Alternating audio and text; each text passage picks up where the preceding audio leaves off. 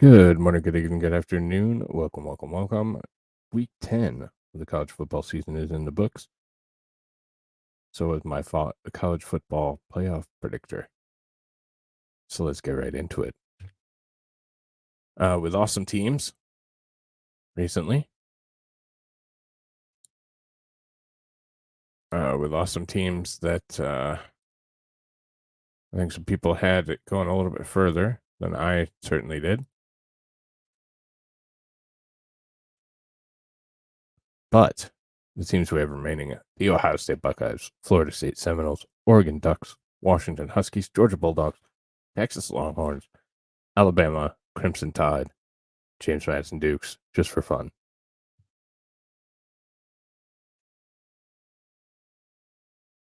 Conference breakdown in the Hunt teams. We have 2 from the SEC, 1 from the Big Ten, 1 from the Big 12, 2 from the Pac 12, 1 from the ACC, and 1 from other. So let's start with that number 8 team, James Madison Dukes. How do they make it in? 1, they make it in with utter chaos in the front and wins out, including conference.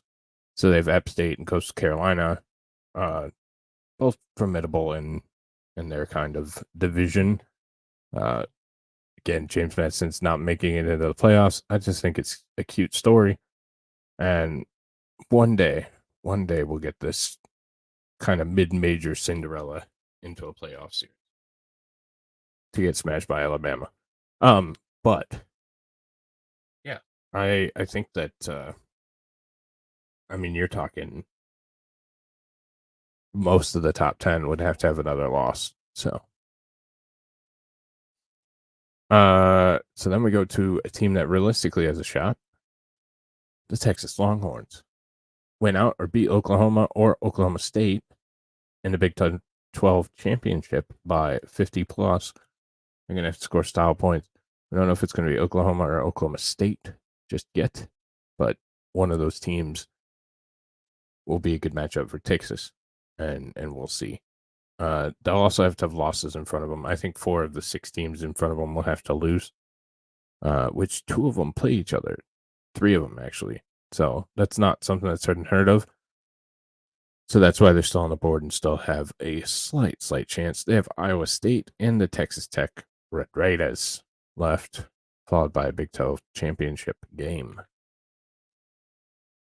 Number 6, sneaky Alabama.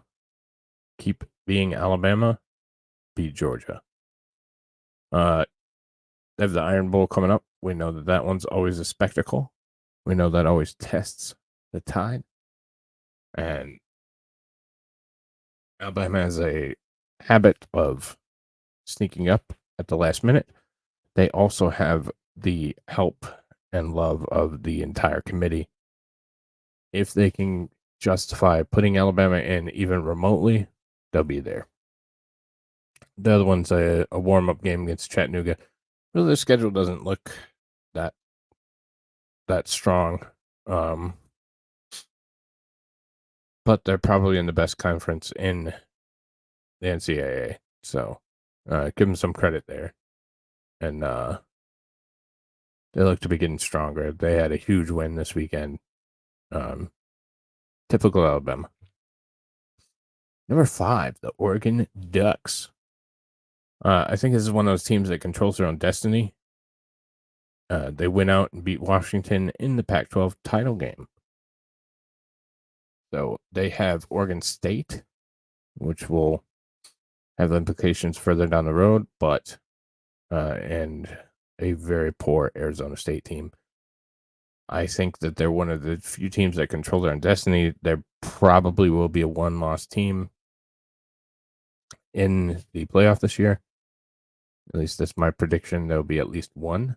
So, could it be Oregon? Well, they'd have to beat Washington in the Pac-12 title game, and then you get into, well, Washington beat them during the regular season. Oregon beat them in the playoff or in the postseason. I think the conference championship matters more than a regular season game in October, but that's for you to decide. because I can make a case for either team. Number 4. So you'll see again this week, nothing has changed in my top 4. Nothing's changed in my top 6. I'm basing this solely on where I think teams will end up, not just because I'm too lazy to make a new playoff graphic. But I am. But this is all about where I think everybody's going to end up, and I wanted to project it like that. So, how does the Florida State Seminoles make it into the playoff? They beat the Gators, win the ACC, and that's about it. I mean, North Alabama, we all know there's a trap game. We all know they can get tripped up. It's not likely that that's going to happen. I think if they lose at this point, they are out of the college football playoff. Any of the remaining 3 weeks, the conference championship or these 2 games. I think we're at that point where if they win, they're in, but if they lose, bye-bye. Not much has changed on the stats portion of things. Travis went up a little bit. Benson, Keon Coleman went up a little bit. They're right there, middle of the pack, in the top 25 with passing yards still. Still one of the better rushing teams out of the 4 playoff teams, but poor rushing altogether. Points for went up a little bit, and the points against. They don't do anything great, but they do everything well. So they're right in the middle of where they should be on most of the categories. So, although they lead none. So this is the ACC.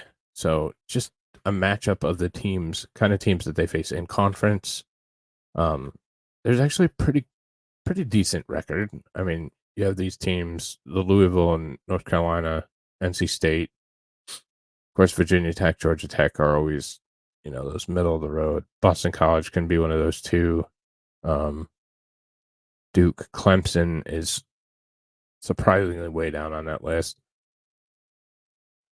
Miami, Pittsburgh, Virginia, Wake Forest can be good at times. So it's a really kind of decent division or conference. Not the best, but they put out a good champion every year, I think, in my opinion. So, and Clemson's won the Natty a couple times, as we know. Number 3, Washington Huskies. How do they make it in? Just keep winning, keep scoring points, beat the Ducks again. So they have the Beavers this weekend. Oregon State at Oregon State. Big matchup again. Said it's the gauntlet for some of these playoff teams right now, but that's good. Prove your mettle. Prove that you belong. I think they're in that same boat. I think if they lose, you'll see probably Oregon jump them. Even if the loss isn't to Oregon, I think you see Oregon jump them if they lose at this point to either Oregon State or Washington State. Washington State, not a great team this year, but is an in-state rival. Penix is just continuing to light it up. He should get to 4,000 passing yards this year. And Adunze went over that 1,000-yard mark. Receiving, Dylan's not going to get there. And rushing, unless he has some really good football games, but they just don't need to run the ball. So they remain first in passing yards, 101st in rushing yards, 5th in points for at 41, and they needed all 41 of those points for average against USC. They put up points in bunches, and that was a fun game to watch. Points against is 50th. Defense isn't great, but they can score and they can keep pace, even if it's like a team like USC. Here's standing in conference. Again, we have kind of this mid-division or mid-conference. The Pac-12 is going to be completely obliterated next year. I think there's 2, maybe 3 teams that will remain, so it doesn't really matter what they look like. But they always have those perennial Washington, Oregon, SC is usually highly rated but falls off. Oregon State's usually right there in the middle of the pack. We have Utah, UCLA who can flip back and forth, and then neon-based Dion out in Colorado could make it a go out there. But I think he ultimately goes to Florida State.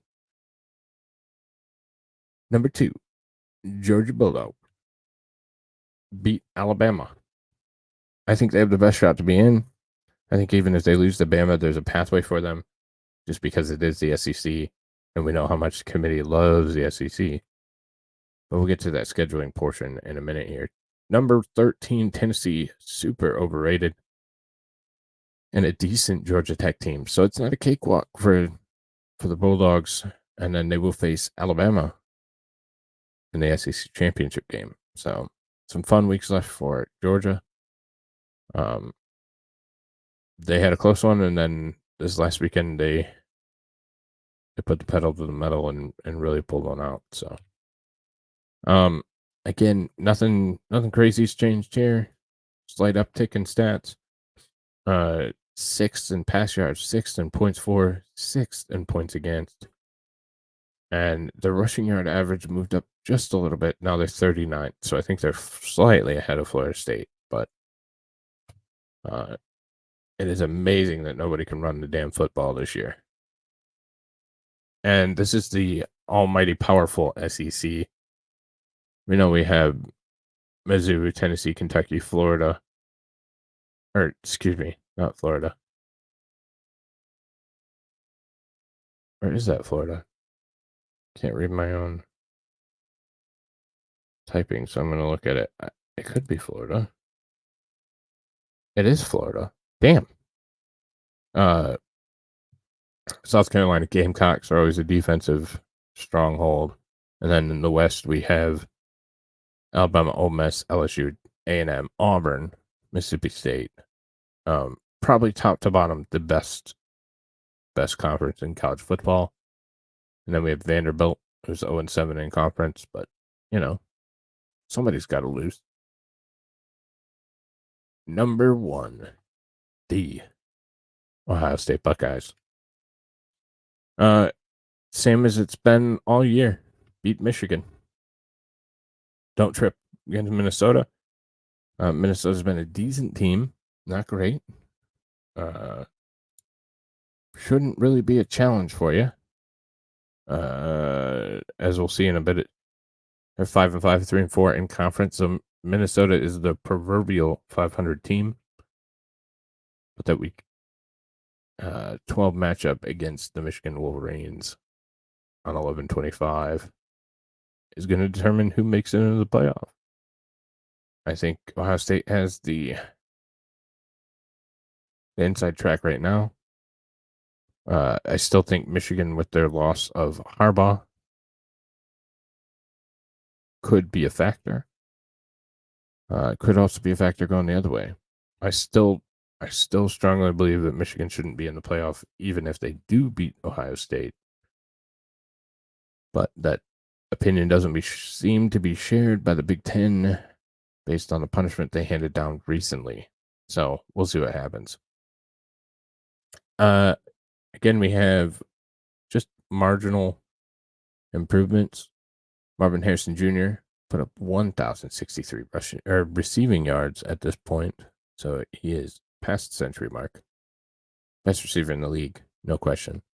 Passing yards, 290.2 for 19th. Rushing yards, they are 90th in the NCAA.